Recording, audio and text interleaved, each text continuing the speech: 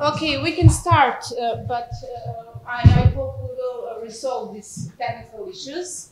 Okay, welcome to the first session today of Program Conference, Education for Posthumanity. It is my honor to introduce today's presenter, Mohammed Hari. He has technical problems, but he will be soon with us. Then James Garrison with the topic Prometheus and Posthumanist Education, and Miloš Betonović with the topic Nietzsche contra transhumanism. Am I right? Okay. We can skip to the main part because our time is running fast. You can introduce yourselves when you start talking, and you have about 20 minutes for your presenting, each of you, and after that we will have a brief discussion if you agree. So I invite you all here all our audience to take discussion after that, and if you have some questions, some, I don't know, impressions or something that has provoked you, you're welcome to ask, to add, and to be part of our session. So, Mohammed, sorry, not Mohammed, we are waiting Mohammed. If it's okay, James, for you to start your presentation, and you have 20 minutes, I will watch it on the watch. So, you go. Hello, good morning, everybody. I'm sorry for my somewhat awkward entrance today. I broke my toe, and it's been a little bit difficult. And I went to the wrong building, the other Institute for Philosophy. You are here now. Yes. That is good. Yes. As it turns out, prostheses, I guess my crutch, it all comes together somehow thematically. So, anyways, my paper is Prometheus and Posthumanist Education. My abstract was a little bit underdeveloped and wasn't quite sure I was going to take it, but I'm going to present here some thoughts related to Bernard Stiegler's techniques in time, particularly some of his conclusions drawn regarding lossless memory or orthothetic memory, and and this inflection point in turn to posthumanity, and proposing a very, very sketched out preliminary sketch of a pedagogical approach in response to this. So, Bernard Stiegler's exploration of the Promethean myth's insights into technique and memory has a great number of intriguing connections to this conference's attempts to grapple with post-human development. Of particular interest is his description of how the proliferation of what he calls technicization leads humanity to a profound forgetfulness, where access to origins is lost. For Stiegler, this means that remembering original, authentic temporality occurs through attention not to organic matter, the subject, or inorganic external matter, but to how the organization of matter, the conjunction of technique and time. And more to the point of this conference, his conclusions regarding the emergence of lossless memory technologies, adding on and extending their biological humanity past itself, have implications for teaching and learning in the post-human age that I will outline and extend here today. So, for Stiegler, following Marx and detouring through evolutionary anthropology, technique is best understood in terms of the humanization of nature and the naturalization of humanity. So where, for example, the humanization of nature can be seen in the division of land into human convenient parcels, and the naturalization of humanity can be seen in the inscription of natural seasons and rhythms on human labor practice and divisions of materials. So Stiegler, addressing what he sees as shortcomings in Heidegger's account with this Marxist or Marxian approach, attending to the dynamic of organization, maintains that techniques themselves are what constitutes the inner and the outer notions of human and nature, the who and the what, the subject and the object, the technician and the material. And so with historical, cultural, and economic forces sedimenting over time, in the sense that Marx outlines in the 1844 Paris manuscripts, and concealing the temporality of techniques as the sediment of the tradition covers itself over and becomes opaque to itself. What ends up happening is a sort of vulgar conception of technology emerges at the expense of technique. So the interior who, subject, technician, the Aristotelian efficient cause, becomes the star of a narrative where human subjects stand over objects and master more and more banal technology at the expense of authentic technique. And so the story of human development for Stiegler turns on technology becoming second nature, which means forgetting that it's actually there in the first place, extending the human body past itself aesthetically. And Stiegler demonstrates this using the myth of Prometheus as a conceptual starting point. So we might, if we're thinking about Prometheus, we might think about it in terms of fire, fire, fire. That's the story is all about, right? So what defines humanity? We master the fire in some primal way. It's what defines technology. We humans are human because we, having learned from Prometheus's transgressive gift, make fire. End of story. Now, things aren't that simple if we actually get into the account. It's not just this sort of simple story of Prometheus's wrath against the gods, manifesting in a refusal to submit to Zeus. There are, actually I'll skip a little bit in the interest of time here, but but anyways, beyond the basic fact of Prometheus's defiance, the story is also important for the point that it makes about how a dual structure of memory and forgetfulness are constitutive of technological human life. The story's origin is based on forgetfulness of how humanity is to be defined and how it is to survive. And somehow, amidst all of this, Prometheus's other gift is itself ironically forgotten. And the story, as it's commonly told, tends to tends to focus on the flame and Prometheus's sacrifice. So we forget in order to survive. And part of the paradox of this is that this survival mechanism includes forgetting that we have in fact forgotten. This is sort of Stiegler's big paradoxical conceptual starting place. What we see Prometheus, especially in Plato's telling of it, and Protagoras, highlighting how crucial forgetfulness is to this to the technological development of humans. I'll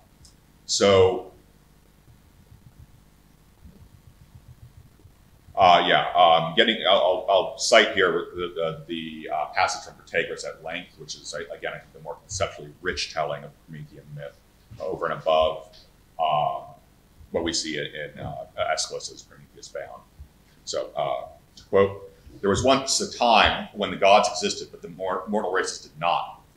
When their time came for their appointed genesis, the gods molded them inside the earth, blending together earth and fire and various components of earth and fire. When they were ready to bring them to light, the gods put Prometheus and Epimetheus in charge of decking them out and assigning to each its appropriate powers and abilities. To some, he assigned strength without quickness. The weaker ones he made quick. Some he armed. Others he left unarmed, but devised for them some other means for preserving themselves. He compensated for small size by issuing wings for flight or underground habitat. Size was itself a safeguard for those he made large, and so on down the line, balancing his distribution, making adjustments, and taking precautions against the possible extinction of any of the races. After supplying them with defenses against mutual destruction, he devised for them protection against the weather. He clothed them with thick pelts and tough hides capable of warding off winter storms, effective against heat, and serving also as a built-in natural bedding when they went to sleep. He also shod them, some with hooves, others with thick pads of bloodless skin. Then he provided them with various forms of nourishment, plants for some, fruit from trees for others, roots for still others, and there were some who he gave the consumption of other animals as their sustenance. Some he gave the capacity for few births, to others, ravished by the former, he gave the capacity for multiple births, and so ensured the survival of their kind. But Epimetheus was not very wise, and he absentmindedly used up all the powers and abilities on the non-reasoning animals. He was left with the human race completely unequipped. While he was floundering about at a loss, Prometheus arrived to inspect the distribution and saw that while the other animals were well provided with everything, the human race was naked, unshod, unbedded, unarmed. And it was already on that day when all of them, human beings included, were destined to emerge from the earth into the light. It was then that Prometheus, desperate to find some means of survival for the human race, stole from Hephaestus and Athena of wisdom in the practical arts together with fire, without which this kind of wisdom is effectively useless, and gave them outright to the human race. The wisdom it acquired was for staying alive, wisdom for living together in society. Political wisdom it did not acquire, because that was in the keeping of Zeus. Prometheus no longer had free access to the high citadel, that is the house of Zeus. Besides this, the guards were terrifying, but he did sneak into the building that Athena and Hephaestus shared to practice their arts, and he stole from Hephaestus the art of fire, and from Athena her arts, and he gave them to the human race. And it's from this origin that the resources human beings needed to stay alive came into being. Later, the story goes, Prometheus was charged with theft, all on account of Epimetheus. So for Stiegler, the story of Prometheus makes no sense by itself. It really plays out in the dyad between Prometheus's far-sighted prudence on the one hand and Epimetheus's forgetful and too late memory. He insists not approaching the question of concerning technologies in solely Promethean terms. The Epimethean forgetfulness is key. So what does this mean for humanity? And what does this mean for appearance? Stiegler, for the appearance of humanity in its historical emergence. Stiegler's reading of the myth contends that humans are the forgotten ones. Humans only occur through their being forgotten. They only appear in disappearing. Why focus on this particular creation myth then? Why focus on this notion of forgetting and disappearing? Why and whence Prometheus? For Stiegler, the key point, independent of the ancient Greek context, is the vulnerability of humans, which is described in the Promethean myth as a lack of survival traits. This compels technology. This impels technology as prosthesis. This propels technological prosthesis outward, ever humanizing nature, but also crucially naturalizing humanity in the dialectical sense described by Marx. Despite being originally disposed to survival, techne, and with it the temporality of being towards death, eventually sediments over time. And for Stiegler, this constitutes epiphylogenesis, or as he calls it, a rupture with quote-unquote pure life, and getting the themes of post-humanity, the pursuit of evolution of the living by means other than life, end quote. This epiphylogenetic emergence is key for humanity and for individual humans, bridging the macro level of society and the micro level of the individual, bestowing for the individual its identity, the accents of his speech, the style of his approach, the force of his gesture, the unity of his world. From the epiphylogenetic segmentation of tradition over time, this social and biological evolution, humanity develops, and in so doing, a certain story of humanity's progress is measured in terms of technological development, technological ages. And this leads to a bolder conception of time, thinking of humans in terms of the Stone Age, the Bronze Age, Iron Age, all the way up to the Data Age. And for Stiegler, this covers over any originary sense of temporality, leaving humanity in default of origin, where the human condition is one of constant exteriorization and covering up in the process. Now, it's important to note that, as Stiegler does, that it's not just this fall of exteriorization. It's not just about the Promethean fire, but the often forgotten practical arts play a role. This is so because for Stiegler, the two emerge as a pair where the key is a certain kind of forgetfulness springing from excessive care for technology as prosthetic and external. We focus on Hephaestus and the theft of fire, but not on the tools and techniques that from Athena, helping us to sit around the fire, as it were. Now, as a result, instead of logos, mythos, and cultural rights being thought along the lines of technique and technology, technology is thought in terms of production, in terms of poesis, production and manipulation of external objects.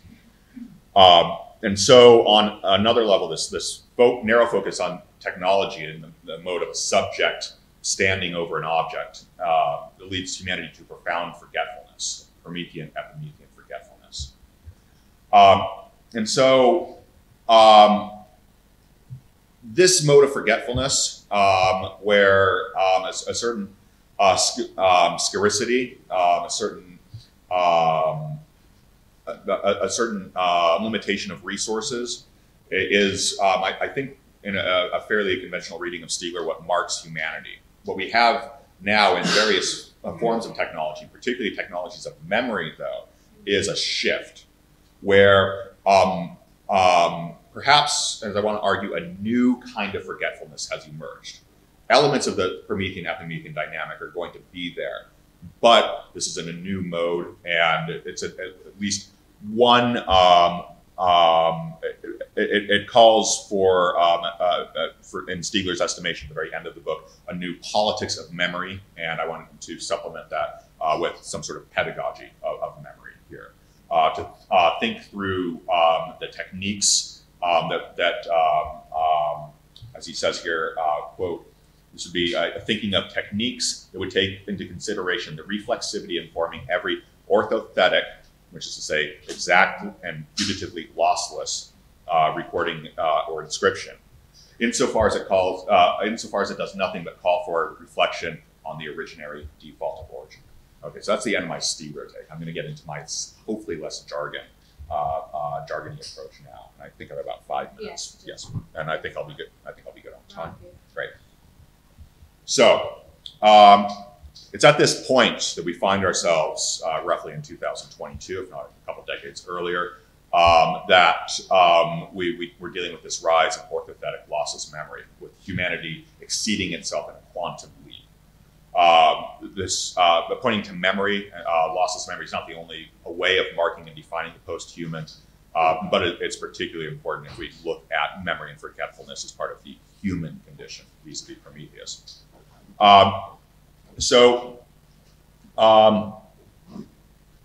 What I'm looking to do is, I welcome suggestions on this. This is, again, very preliminary here.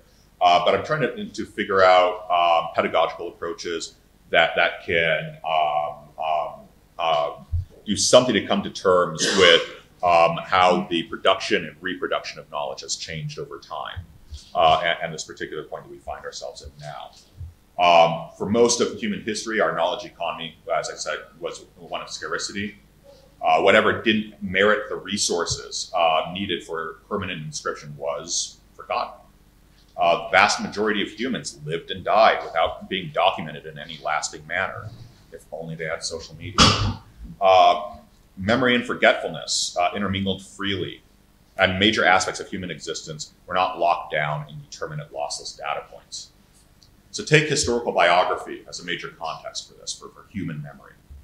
Consider Foucault's observation from Discipline and Punish that for a long time, ordinary individuality, the everyday individuality of everybody, remained below the threshold of description, to be looked at, observed, described in detail, followed from day to day by an uninterrupted writing was a privilege. The chronicle of a man, the account of his life, his historiography, written as he lived out his life formed part of the rituals of his power. Now, speaking at the advent of big data and modern disciplinary power in the 1970s, Foucault observes that the stakes have rather changed. He says, quote, the disciplinary methods reversed this relation, lowered the threshold of describable individuality, and made of this description a means of control and a method of domination. This turning of real lives into writing is no longer a procedure of heroization. It functions as a procedure of objectification and subjection. End quote.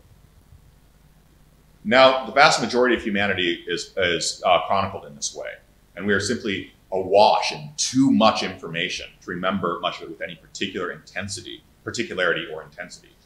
So circumscribing the memories of so many lives within a new mode of forgetfulness.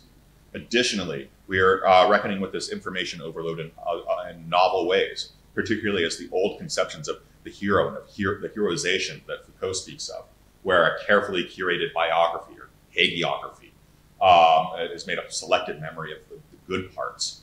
This has given way to the messiness of real people's lives, their public remarks, and especially those social media histories.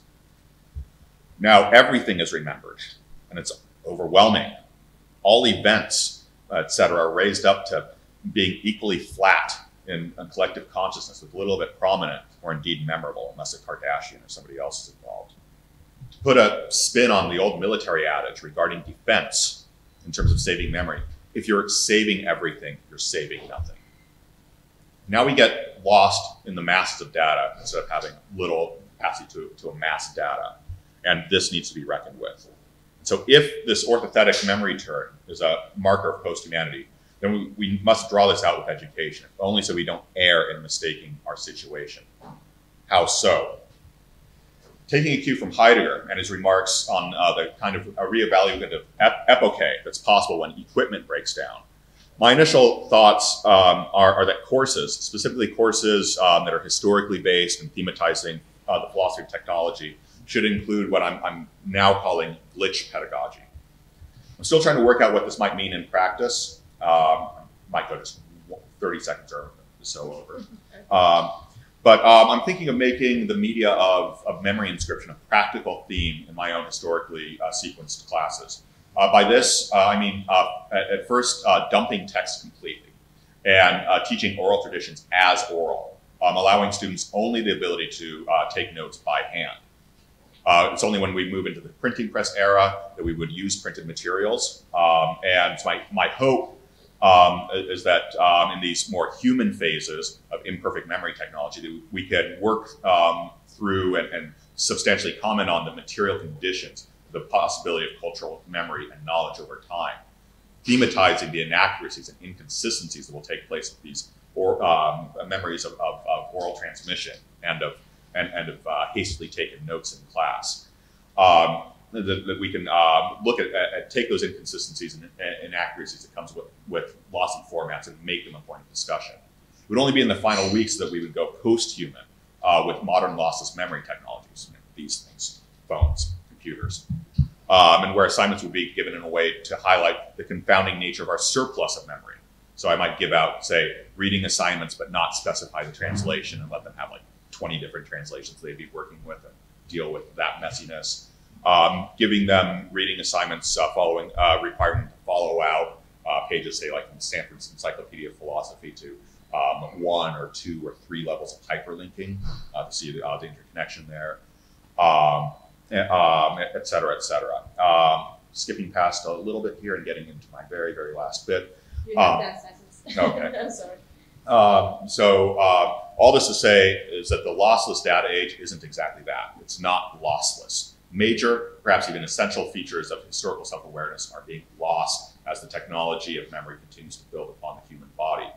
The gaps in older lossy documentation afforded major freedoms that were just assumed, and now we have to grovel for from our digital masters, such as the right to be forgotten. At the heart of Stiegler's contention, as I said, is the contention that humans are the forgotten ones. Humans only occur through their being forgotten. They only appear in disappearing. This basic kernel of wisdom from the tale of Prometheus remains worth heeding. However, as he and other thinkers indicate, this is not a static state of affairs, and memory and forgetfulness come in clearly distinct modes as the ages unfold. This wisdom must be learned anew as humanity's technological epochs unfold. So we must teach this aspect of how this now post-human condition, so that rather than forgetting crucial features of past modes, such as the right to be forgotten, we might strive to uncover the genuine techne behind our memory technologies and reveal new degrees of post-human freedom that will be needed if we are to flourish in becoming more human than human. Thank you. Thank you, James. Okay. You have told us how to set on fire education. Yeah, okay. Perhaps. We will have a discussion about that late. But now, Muhammad, are you here with us? Can you hear us? Hi. I can. Oh, hi, hi. Hi, Okay. I can hear you. Can you hear me? Yes, we can hear you. Perfect. Okay, you can start your presentation about your topic, so we are all in ears and just listen to you. Here you go. You have 20 minutes. Thank you very much. First of all, I wish I were there with you, but unfortunately it wasn't possible and I couldn't make it. So thank you very much to the organizing committee to let me do this online. I really appreciate the chance and the opportunity. So because we have limited time, let me just share my screen and go through this slides very quickly. So before I get started, I just need to have a kind of overview of the thing that I'm going to talk about. So basically, I'm going to talk about 3 different disciplines, and that's the reason that I'm not going to go deep in all of those areas, because I'm pretty sure that you know about them. So the point of this presentation is just suggesting an idea towards the end about something that I will be discussing. So probably you read the title or you saw that on the schedule, that I'm going to talk about the whole idea of rhizome and the rhizomatic mode of learning. But as I said, I'm not going to go into details. I'm pretty sure you are familiar with that, but I'm going to talk about something in the rhizomatic mode of learning, which is the potential that the stories have, or storytelling has in itself. So let's just go to this whole idea of rhizome. As you know, this is all coming from Deleuze-Guattari's idea in the 1,000 Plateaus. The whole idea is coming from botany, the distinction between the rhizome and the rhizomatic movements, as opposed to a tree, the differentiation that we have here in terms of movement. And we have different principles that I just go over them, not because I assume that you don't know them, but because there is a connection between these things and the things that I'm going to talk about towards the end of the presentation. So you know that there are some principles when we are talking about rhizomes, like that by nature, the rhizomes is something that at any point can be connected to any art. So this is connected to the whole idea, which is going to be mentioned in the rhizomatic mode of learning, about connectivity, about networking, and later when I'm talking about stories, that is something that we can actually refer to later. So this is again another principle of the rhizome, that it is non-hierarchical. It is something that it is based on differentiation. It is, as you, if I hear it correctly, if I heard it correctly, you were talking about multiplicities before even this meeting started. So about different intensities, it is again singularity, or this movement in one direction. And it is based on the whole idea of the replacement. It means from any part of this network or the connections, you can enter or be out, as you know the famous sentence that there is no beginning nor end to this. And the last principle, which is again here just to remind us of some of the points, I'm not going to mention that to save some time for the later points. The reason that I was interested in the whole idea of rhizome is because when we think about rhizomes, we have some key concepts, key ideas that are repetitive when we are talking about them, like they are based on variation, it is based on expansion, conquest, capture, and some other ideas like it is kind of chaotic arrangements, or you cannot even call them arrangements, but it is not in an order. So all of these ideas are going to come in handy when we are teaching learners to deal with the real life situations or with the uncertainties of life.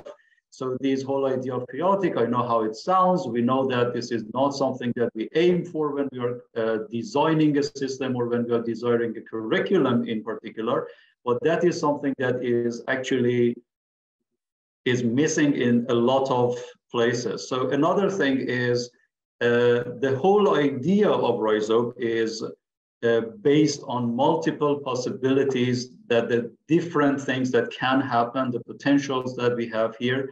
And this again can be helpful when we are teaching learners how to deal with the uncertainties, not providing them with some specific concepts or ideas. We talked about the whole idea that the rhizomatic system or the rhizomes, they do not have a beginning or end, which is going to be helpful in the next part, which is about the systems of education. And it is one of the key concepts, again, it is based on the whole system is random or arbitrary. It is based on something that you cannot, as the famous sentence goes, that you cannot trace, you can map, or something like that. But what are we? Why did I choose this, and why it is interesting for me to approach this whole idea is the whole concept. I mean, forget about the practicality of this, or forget about the application of that in the classroom or in the education system. The whole concept gives you the potential, the possibility that you can have multiple approaches to a thought. It creates this, let's say, atmosphere, realm, or discourse that you can have multiple interpretations. One of the other thing is because, again, as we mentioned, it is against order in a sense, or it is kind of chaotic. It is against hierarchies and binaries, and it helps us have a kind of wider perspective, trying to understand something from different angles. So let's keep this in mind as the basic foundation of the discussion, that the whole concept has this potential, has this, let's say, nature in itself. But later this is not a new concept, of course, this whole rhizomatic education, as you can see.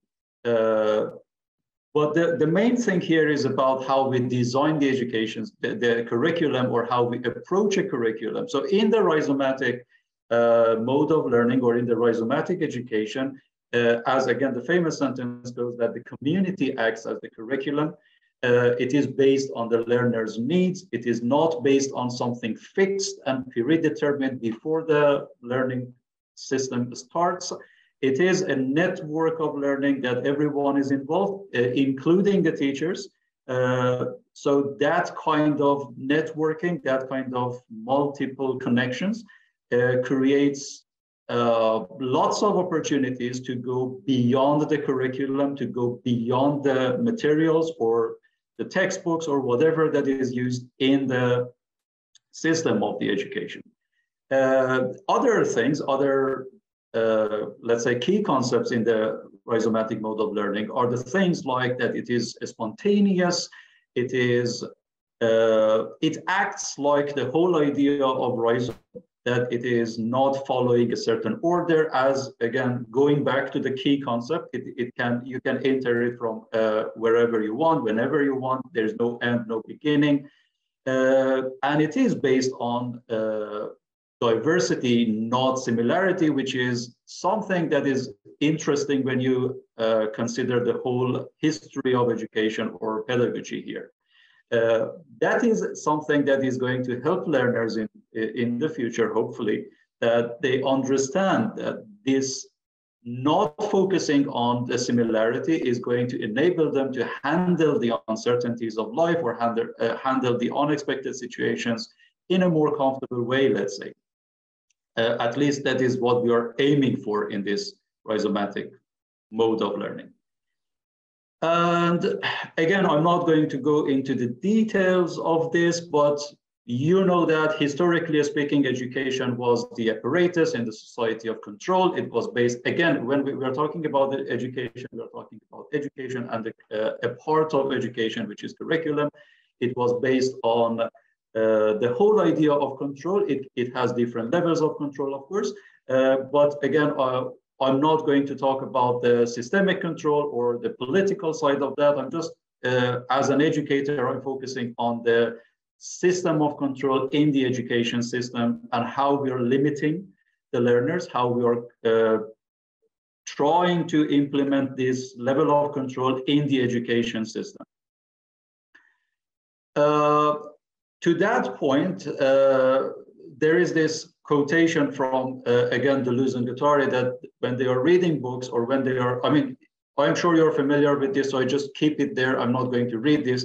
But the whole point of this part of the text is we are not reading something for the sake of reading something, and it doesn't have any function, it doesn't have any meaning in itself. We are just thinking about that in connection with the other things, hence the whole idea of networking, connectivity, and the network of learners together. Each has a role in the system as an active member or active part of this.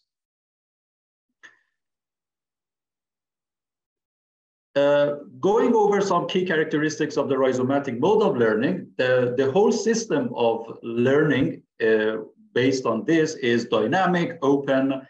As I said, it is based on the personal needs of the learners. It is based on the network. All of the learners are involved in this network. The teachers are involved in this network. And the other key characteristic is the needs of the learners are taken into consideration and everyone is involved in this.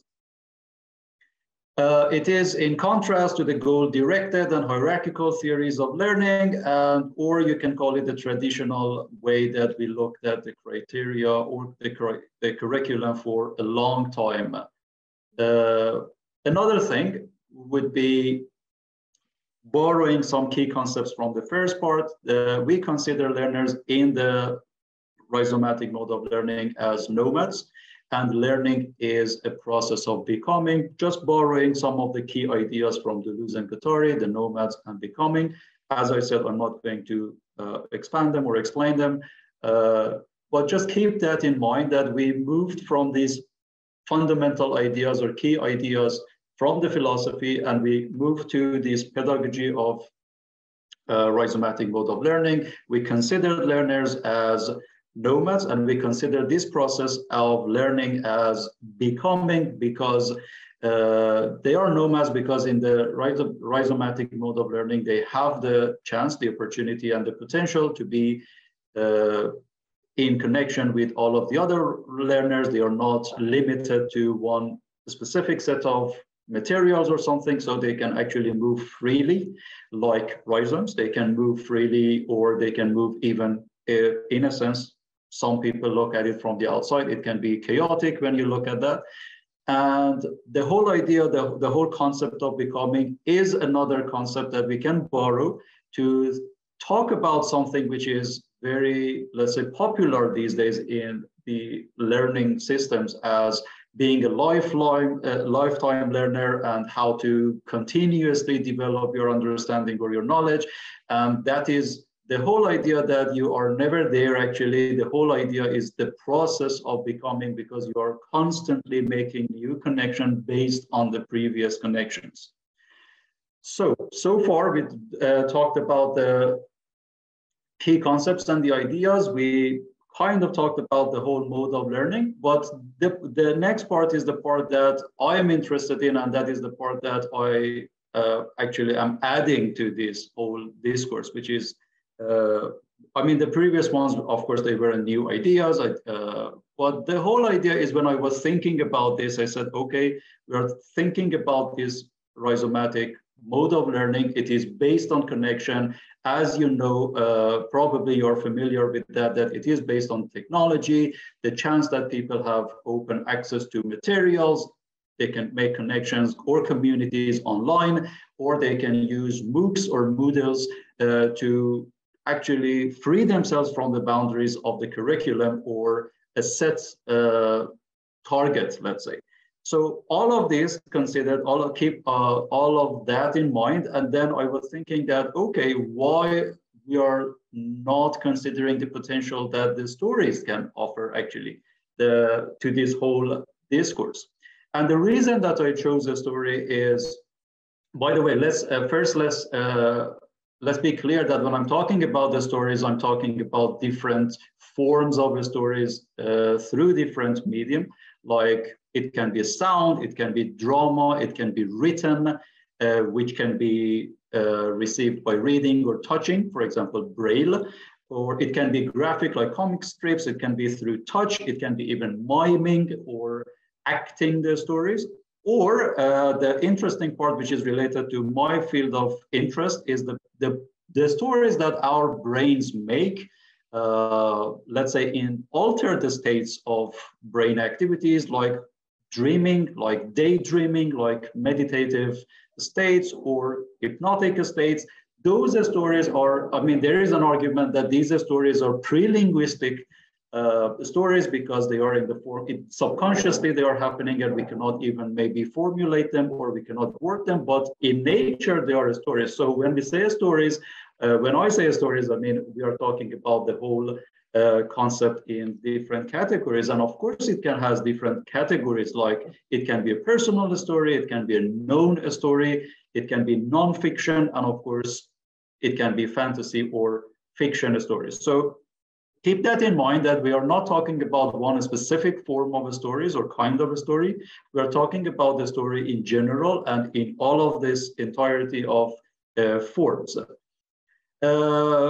Another reason that the stories are interesting or useful, or they can contribute to that whole system of learning, is the stories in general, in nature, they foster the ability to manage situation of uncertainties. I'm sure we all experience reading a story or reading something, and we weren't sure what happens, or we weren't sure how we felt, or we didn't know how to respond to that. The stories, these mini practices prepare us to approach more serious issues that we are not certain about. Of course, when you are reading the stories and discuss the stories, you are actually practicing the whole idea of approaching something from different angles, different perspectives, which is against the classic traditional idea of handling a story. So let me just be specific about the reasons that stories are actually good contributors. From the lens of the neuroscience here, I just added here just four key concepts or four reasons, and I try to be short. One of the reasons that the stories are, again, from the neuroscience side of the story, not the philosophy, not the education system, from the neuroscience, the reason that I think the stories are good contributors is the stories are based on emotions, they involve emotions. And there is this argument in neuroscience that basically or fundamentally it is impossible. We are not saying that it is unlikely, we are saying that it is impossible to build memories, to engage complex thoughts, and to make meaningful decisions unless emotions are involved, unless emotion is engaged here. So stories are a good, let's say, vessel to activate those emotions, to engage the learners, and to make that experience meaningful.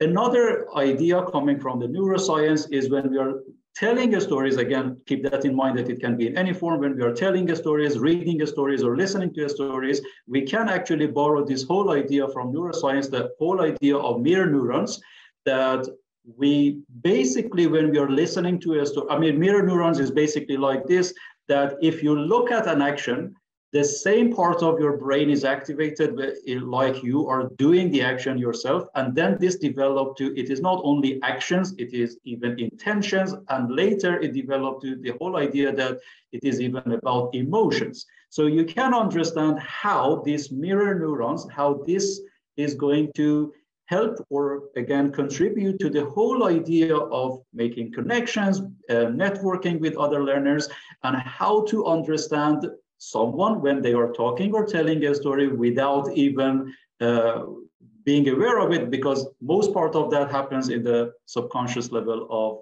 thinking. It means you don't even know that that part of the brain is activated, but that is just how we know that it is happening. Another key concept would be the whole idea of metaphors, because a lot of stories are based on the metaphors. And one of the people who worked on this, the whole idea from the neuroscience perspective, is George Lakoff. And we know that it's a fundamental mechanism of understanding complex things, the whole idea of metaphors. And most of the stories are based on metaphors. So that makes the stories brain friendly. And because they are brain friendly, they have this potential that you can engage with the stories and you can use them to connect to other learners in the network of rhizomatic mode of learning. Again, I'm trying to make these connections. And the other thing, the last part that I'm talking about, is most of the stories, I mean, the whole classical ideas, the idea of stories is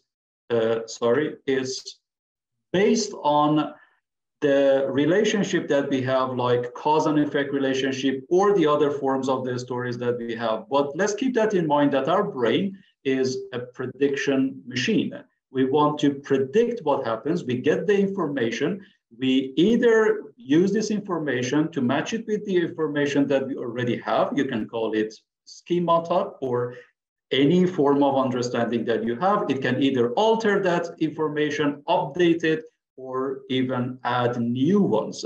So we are talking about this whole idea of getting the sensory information through different modes of the stories, analyzing it, predicting it. And this is, again, in nature, something that the stories can offer, because they usually follow a sense of events, or let's say context, that you can predict something, or it can help you predict what is going to happen. Again, I just need to emphasize that most of this process is happening in the unconscious level, so, or subconscious level. It means we are not, when I say that it is about prediction, it doesn't mean that when we read a story, we can predict it. It just means that the brain is involved and the brain is actively engaged when we are talking about the story. So put all of these together and we will have a kind of contributor to the whole idea of networking and the whole idea of making connections as a fundamental part of rhizomatic mode of learning. And that is the stories, because they have these features built in that we can use to make more meaningful connections or faster connections. So that was basically it. I mean, that's how I thought about this. There are some books that are talking about this. And so let's go back to just to have a kind of conclusion, if you can call it a conclusion. The reason that I was interested is because I was reading and doing some research on the whole idea of stories based on the neuroscience. And then I realized that they can actually be very interesting, nice contributors to the whole idea of rhizomatic mode of learning because of this potential that they have. So put all of this together, now we can understand how, or I hope that we can, I could explain how the potential of the stories is going to prepare the learners for the situations that we cannot make a decision, or we are not certain about the decision, or we are not looking at a particular topic or idea from a single perspective. And all of these connections and uncertainty fits into the mode of learning. So that was it. I mean, that was the whole idea that I wanted to share with you. Again, it is still a work in progress, of course, but that's something that I wanted to talk about. Okay, thank you, Mohammed. We can give applause to Mohammed. Okay, thank you. We know that you have another Zoom as soon as, so I will give the audience the opportunity to ask questions if you have some for Mohammed, because he needs to go now on another session, or some impression or some thoughts.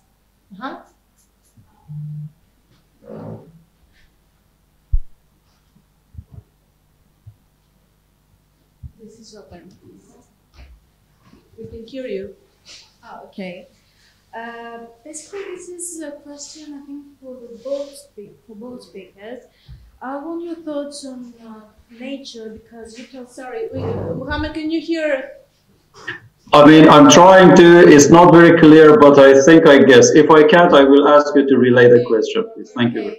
I want your thoughts on nature, because you talked, James, you talked about human memory loss. And if we think of nature, essentially plants as a technological medium to survive, and put forensic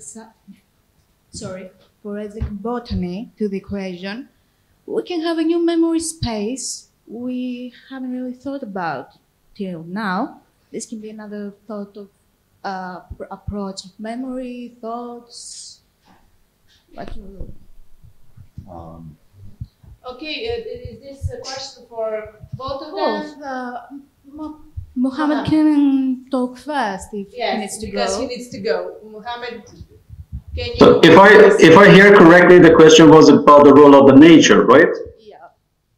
Or how the nature comes into this. Forensic botany, how we can actually extract memories from plants as a new form of space for memory. and storytelling, in a sense? I mean, I cannot answer the first part of the question about how to extract memories from the plants, but the thing that I can explain is about the whole idea that I'm talking about is coming from the scientific study of the brain, and it is coming from the whole idea that these systems that we have is actually observable now, thanks to the technology, that in the brain, there are numerous studies that can study what happens when you are engaged in the story and something. So I don't know if you can consider that nature or you have a very specific idea of nature in mind, but this is something that is already. Oh. Okay. This is the answer. Sorry. Something has blocked. Okay. We lost Mohammed for today. Happening, Okay, no. and it is not limited. Studies were humans first, the animals, their neurons. Sorry. It's okay, Mohammed. We have internet connection was low. Okay, so that's all I can say about that question. So maybe James has more ideas about this. Sorry, we will not. Okay, have more questions because Mohammed, they are waiting for you on another session. Thank you so much for your time. See you next time, next opportunity. But maybe if you want to just make a pause and maybe to give the word for Milos and then have all questions together. Is it okay? Okay, Milos, you can start now. This was really, everything was so chaotic, but I think we will manage it. Okay, here we go. Thank you. Thanks to the Institute for allowing me to take part in the conference and deliver this talk. I'm very pleased and honored. The title is, as mentioned, Nietzsche contra transhumanism. Max More, a leading transhumanist, was strongly influenced by Nietzschean thinking, which, according to Stefan Zogner, clearly proves Nietzsche's influence on transhumanist positions. By contrast, I shall argue that transhumanist references to Nietzsche are mistaken, claiming that Nietzsche would be the antipode of transhumanism. I shall make some remarks about Nietzsche's ethics to show that his conception of enhancement, contrary to transhumanist conceptions, relies on upbringing and education. Nietzsche's ethical doctrines cannot be used to justify transhumanist goals, but his critique of morality can be used against some transhumanist conceptions of human enhancement. And in addition, I shall argue that Nietzsche would regard the simulation argument and mind uploading, which are closely connected to the worldview of the certain transhumanist positions, as fiction and in opposition to his life-affirming faithful to the worldview. The zeitgeist of the contemporary age is characterized by the progress of technology and science, which enables the enhancement of every aspect of human life, even of human nature itself. The transhumanist movement justifies the enhancement of human nature, while certain theorists regard Nietzsche as a predecessor of transhumanism in those terms. In the book We Have Always Been Cyborgs, Stefan Zogner develops a conception of transhumanism inspired by his reading of Nietzsche, recommending the use of gene technologies and cyborg technology as the most promising means for expanding human boundaries. Zogner's basic premise is the Nietzschean will to power ontology, according to which the will to power as the fundamental drive underlies all human actions, and so moral systems and virtues are also a result of this underlying drive. The will to power ontology represents a naturalistic worldview, which enables Nietzsche's task of naturalizing ethics. In virtues such as truthfulness and nobility in Nietzsche's philosophy, the will to power can find its immediate expression. Zogner holds that genetic enhancement is justified if guided by a virtue such as truthfulness, since truthfulness can enable the will to power as our basic nature to manifest itself. However, such a conception of enhancement is certainly controversial as well as ungrounded beside the dubious premises in interpreting Nietzsche's philosophy. Genetic enhancement could change certain aspects of human nature as we expect, but still not bring us closer to the ideal of Renaissance genius and not improve our lives. Moreover, the Renaissance ideal and human flourishing are possible without such an enhancement. Genetic enhancement and cyborg enhancement would not help achieve the affirmation of life if it did not fulfill the conditions that only adequate education can provide. The similarities between Nietzsche's philosophy and transhumanism seem to be the surface level, as Bostrom claims. We can think that Nietzsche's doctrine of Übermensch has inspired transhumanism, but Nietzsche did not have in mind a technological transformation, only a kind of personal growth and cultural refinement in exceptional individuals, as Bostrom claims. Zogner opposes to these Bostrom claims, arguing that Nietzsche does not exclude the possibility of technological enhancement. For Zogner's transhumanist reading of Nietzsche, enhancement is justified by the interest of man to seek power. If someone seeks power, and Nietzsche assumes it is the characteristic of life, then it is in his interest to enhance himself. However, the problem of deriving normative from descriptive claims occurs. If all living beings seek power, enhancement, or affirmation governed by the will to power, does it mean that every living being should seek power, enhancement, or affirmation? This kind of inference of normative from descriptive claims assumes a strong teleological thesis, which is inconsistent with Nietzsche's critique of teleological conception of human nature. Another point against Zogner's reading is that power, enhancement, and affirmation in Nietzsche's philosophy have a relative context-depending meaning.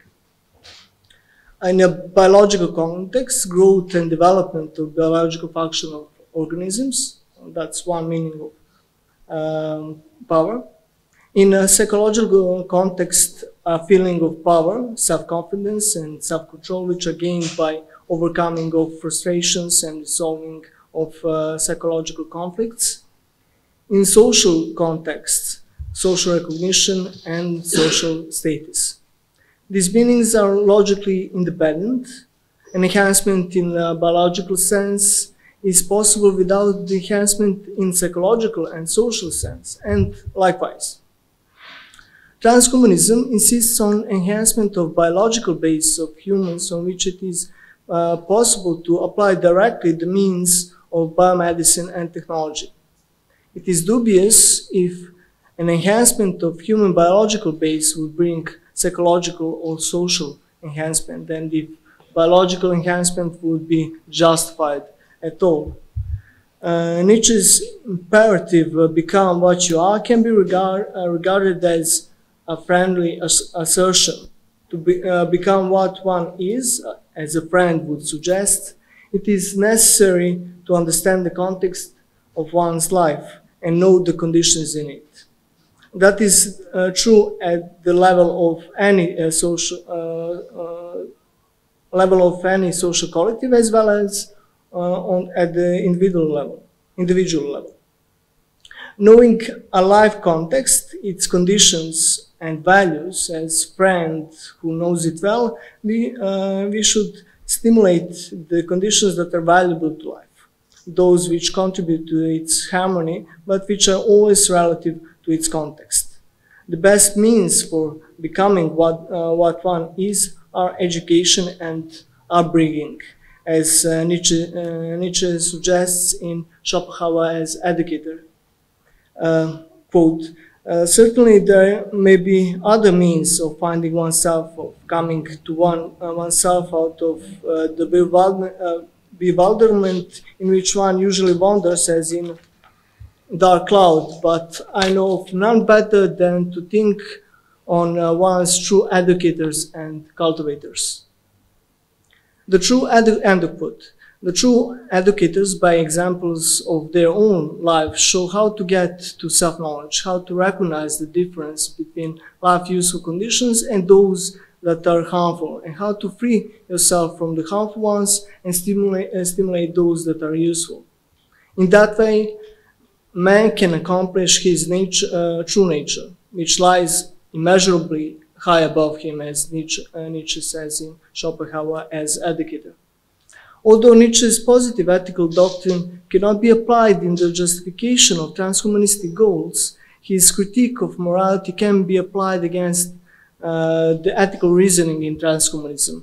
Transhumanists prescribe non-traditional means of enhancement appealing to the general welfare of humanity or the value of man as an intrinsic value. According to Julian Savulescu, enhancement represents a moral obligation. Savulescu justifies such enhancement by appealing to the well-being of man. Biological manipulation to increase opportunity for human well-being is ethical, according to Savulescu. This position can be reduced to a truism implied by its motto, to be human is to be better. Human in the normative sense, in terms of those capacities that afford members of our species moral status and value, in terms of capacities that make human better, means to be better. Therefore, enhancement is recommended on the grounds of what humans should be. In apparent ontological formulation, humans should be enhanced because they should be better. Seeking general welfare and universal application of enhancement, no matter what means are used in enhancement, are criticized by Nietzsche because of the differentiation of life, of the exceptions that cannot be conducted by the norms of the majority. The enhancement for the sake of general welfare would be ruining. Even well-grounded caution in such enhancement could not provide the justice for the exceptions that Nietzsche wants to protect. Nietzsche recommends an independent education guided by valuable examples of people and the great creators, philosophers, and artists. Nicholas Ager advocates the position of liberal eugenics. According to this position, an enhancement by non-traditional means, such as genetic engineering, should not be mandatory but optional. Ager argues that parents should be empowered to use technologies to choose some of their children's characteristics. Liberal eugenics assumes a pluralistic conception of human flourishing or respectively of a good life, contrary to a monistic conception such of Nazism or of less problematic hedonistic utilitarianism. However, any enhancement that is guided from the outside, even when parents and benevolent experts conduct the enhancement, is paternalistic. And according to Nietzsche's position, it prevents affirmation of the great creators. According to Nietzsche, the greatness of man mostly depends on adequate education, formation, social cultural values, and examples of human excellence. The technological enhancement would not be mandatory, nor would it be a reasonable option if a person was already well formed. The external application of it on children, newborns, or embryos would be redundant if the greatness of individuals could autonomously be developed from the inborn psychophysical material.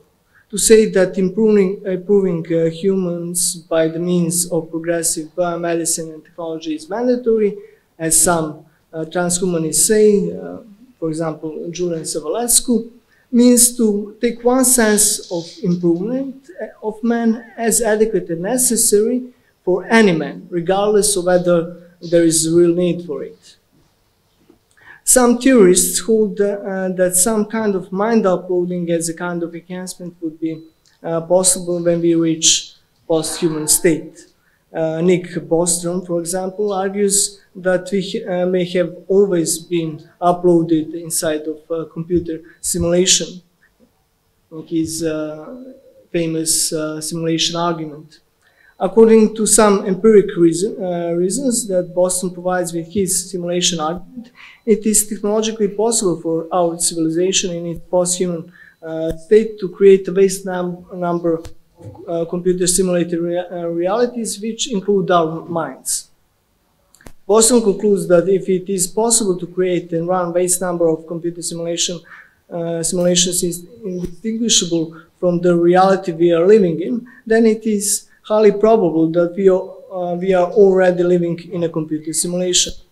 Bostrom's simulation argument represents an instance of ontic pan-computationalism under the assumption of so-called strong simulationism. These terms are from Piccinini and Anderson. Piccinini and Anderson define strong simulationism in the following manner. Our universe is a computational simulation run by a physical computer that exists in a separate physical universe.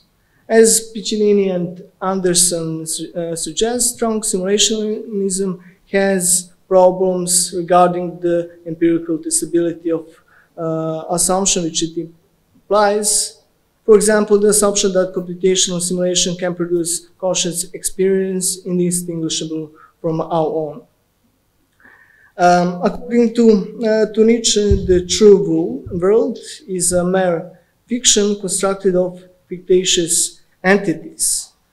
Also, Nietzsche claims that, quote, the world from our condition of being in it, the world that we have not reduced to our being, our logic and psychological prejudices, does not exist as a world in itself. If it is assumed that the actual world is a computer simulation and that the real world of computer that creates the simulation is apart from the actual world, as in a Bostrom simulation hypothesis, then this real world is fiction according to Nietzsche, since what we can know or understand anyway is always formed by the perspective within our living conditions. When we assume the world of computer that simulates our world is outside our world, we form this assumption from the perspective guided by the conditions of the world we are living in. We are projecting our perspective, our logic, and psychological prejudices to the world beyond the actual world, as we do when we engage with fictional world, imagining to be the same as the actual world. And let me finish with a remark that I shall develop elsewhere, that Nietzsche also points to the practical consequences of a belief in the beyond, friendly prescribing to remain faithful to the earth, as Nietzsche's Zarathustra proclaims, quote, I beseech you, my brothers, remain faithful to the earth, and do not believe those who speak to you of extraterrestrial hopes. They are mixers of poisons, whether you know it or not. They are despisers of life, dying off and self-poisoned, of whom the earth is weary. So let them fade away. Thank you for your attention. Okay, just look at the clock. Okay, we are near 12 o'clock. We don't have time, but what is the time? So I will ask audience if you have some questions. Maybe you can, James, answer previous question, and then we start discussion. Okay.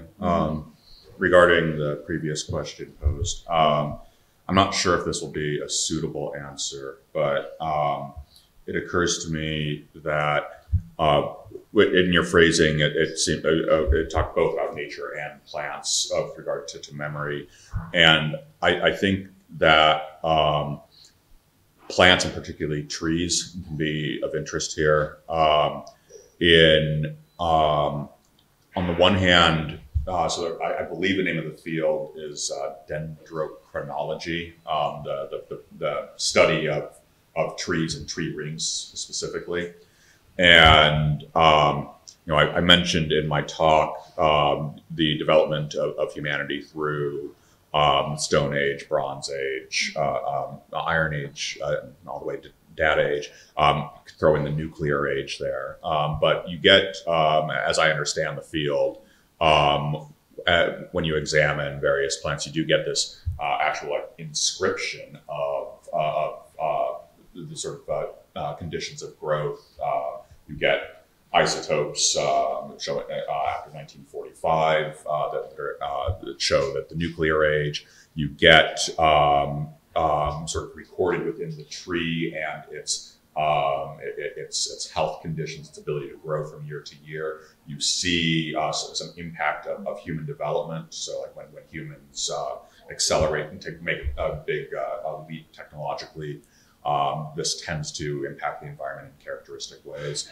So I think that there is a way to maybe draw out some form of memory from such trees. The worry that I would have with regard to Stiegler's formulation and looking at how a focus on time as understood in terms of human technological development. Now we mastered stone, and now we mastered bronze, and this being the metric for the story, that an appeal to that sort of endocrinology might just reconfirm that sort of vulgar conception of time, perhaps. But,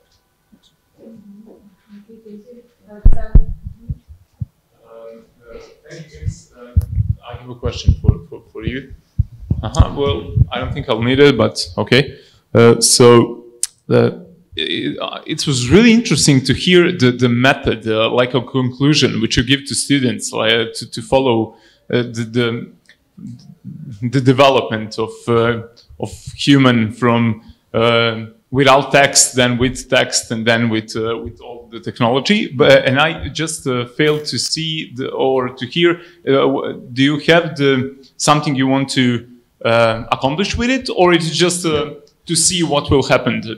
This is the first, and the second is when you talk about, and replying to the previous question, the development of humanity by mastering, or the development of humanity from the story of Prometheus. Don't you think that what Stiegler is trying to point out is that there is no humanity outside of technicity? The development of humanity would be, in this case, the development of technicity, because the humanity itself is forgetfulness, that is emptiness. So even the wisdom that we carry with the fire is not the wisdom of Mercury, but the wisdom of Athens. And that is phronesis, the technical, the practical doing. So there is no, the question of human, post-human, or transhuman, there is no humanity without technicity. The technicity is the core of humanity, in the words of Stiegler. So to work backwards to your question, yes, 100%. I think I skipped over a line in the paper where I say that this notion of technicization, it is to say that if we call technicization humanity, then humanity is always post-humanity. It's always jumping past itself, exteriorizing itself in this way, building a supra-biological body. And I think that's consistent with Stiegler's point, where that supra-biological body is. Yes. So even the origin is upgrading. Yes, yeah. So I don't mean to separate the human from the technological. It's to say that they're one and the same, and in that level, the post-human is basically it's an implicit in the human. But your prior question, and I think I've just lost the. What was the first question again? Your methodology with students. Oh yes, yeah. What do I want to accomplish? It's so for now I'm just kind of a mad scientist and I want to mess with students just to mess with students. But more specifically, I think by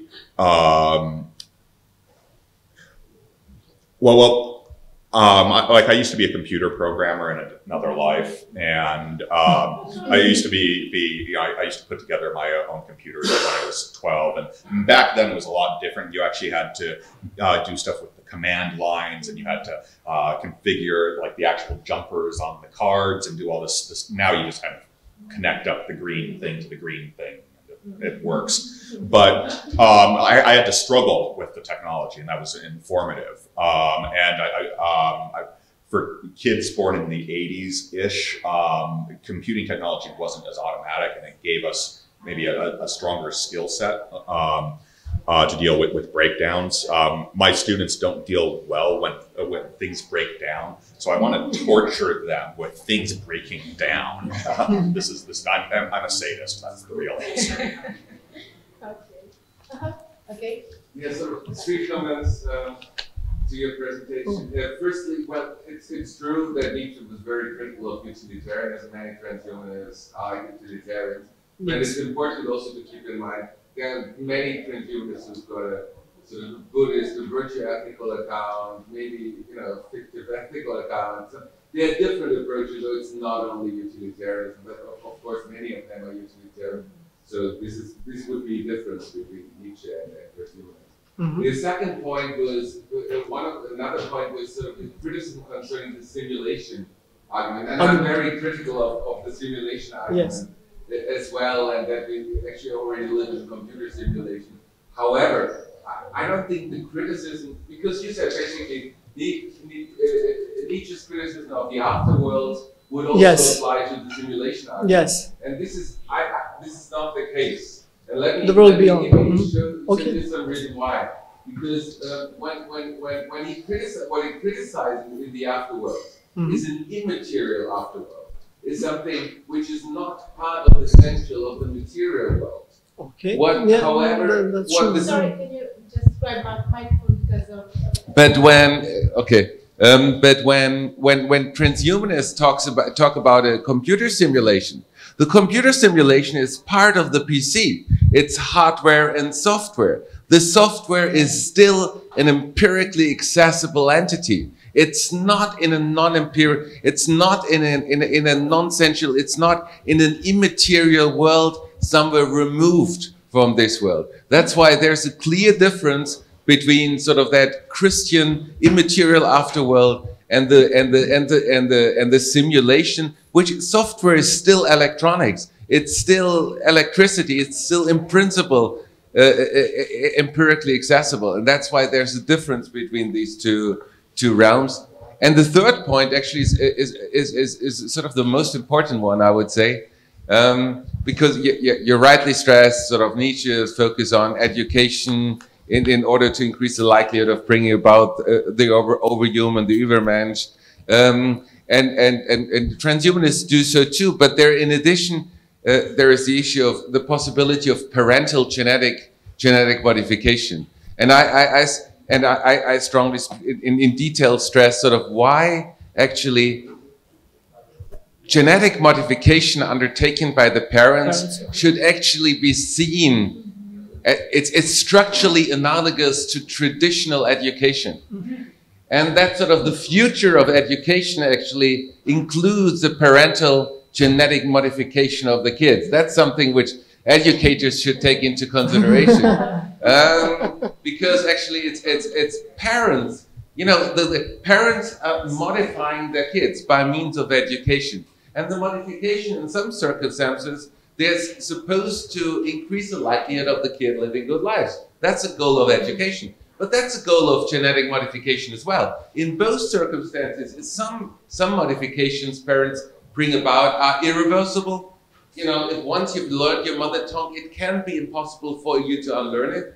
But other modifications are reversible. And the same applies actually to the genetic modifications. So there's a structural analogy between these two processes, and future educators should take into consideration that parental education in the future will include the genetic modifications of your kids.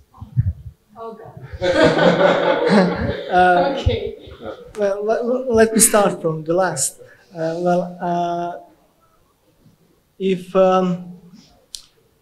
I'm not sure if it is possible to enhance your own child with genetic enhancement, and if you do, does that mean that the child is going to be well-formed, in educational sense? No. Does it mean that it is going to be a great philosopher or artist? It doesn't have to be a great philosopher. It may be medium philosopher, so to say. No, but to have a philosophical education and the general education. I think that is important for formation of the personality as the whole, and it's more important than genetic enhancement. And if you enhance your child by genetics, that doesn't imply that it will be well formed in the sense that I Things go really wrong with traditional education too. I don't think they will understand Plato or Aristotle if they are genetically enhanced. You know, that's the point.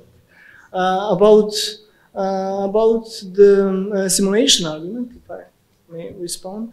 Well, I think the real reason why he criticized afterworld or the world beyond is because in that way we deny life.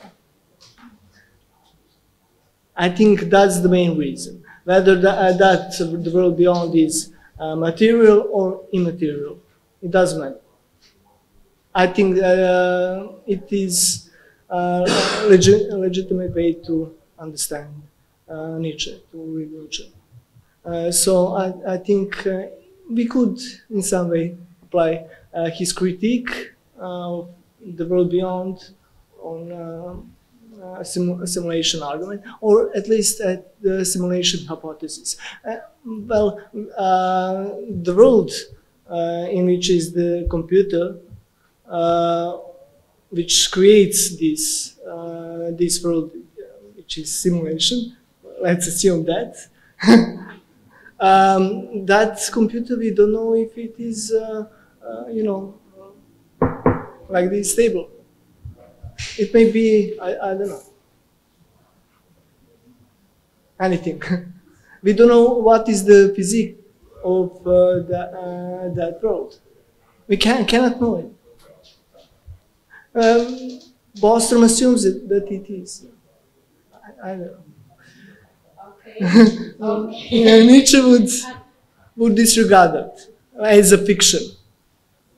As a fiction. Okay. That's my answer. If it is satisfied enough. Okay, we will have to talk about Nietzsche, transhumanism, and that modification that really scared me by your topic, like educated her. So we have pause about half an hour, and 12:30 we will come back here. Thank you so much. You're welcome. Thank you.